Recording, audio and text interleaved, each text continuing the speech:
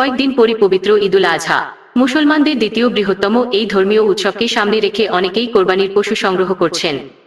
আর ধর্মীয় এই উৎসবের আগে জনসমক্ষে কোরবানির পশু ছিনতাই করেছে একটি অপরাধী চক্র। সোশ্যাল মিডিয়ায় এই সংক্রান্ত মর্মান্তিক এবং বিরক্তিকর ভিডিও ফুটেজও ছড়িয়ে পড়েছে। ভিডিওতে 3 যুবককে প্রকাশ্য দিবালোকে অস্ত্র উঁচিয়ে কোরবানির পশু ছিনতাই করতে দেখা যায়।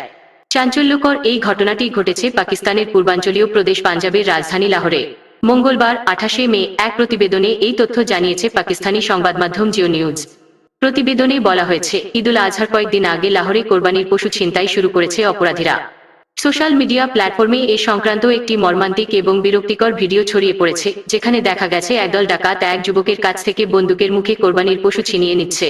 সোশ্যাল মিডিয়ায় প্রকাশিত ওই ভিডিওতে দেখা গেছে, গাড়িতে করে সশস্ত্র ডাকাতরা লাহোরের একটি মহল্লার গলিতে ছাগল নিয়ে হাঁটতে থাকা এক যুবকের পাশে এসে থামছে। পরে গাড়ি থেকে বের হওয়ার পর তারা প্রথমে ওই যুবককে থাপ্পড় মারে এবং হুমকি দেয়। এরপর ডাকাতরা ছাগলগুলো ছিনিয়ে নেয় এবং কোরবানির পশুগুলোকে গাড়িতে তুলে নেয়। এর আগে তাকে ভয় দেখানোর জন্য সামনে পিস্তলও ধরে রাখে অপরাধীরা। ছিনতাইয়ের কাজ সম্পন্ন হলে যুবককে হতভম্ব অবস্থায় রেখে দ্রুত ওই স্থান থেকে পালিয়ে যায় ডাকাতরা।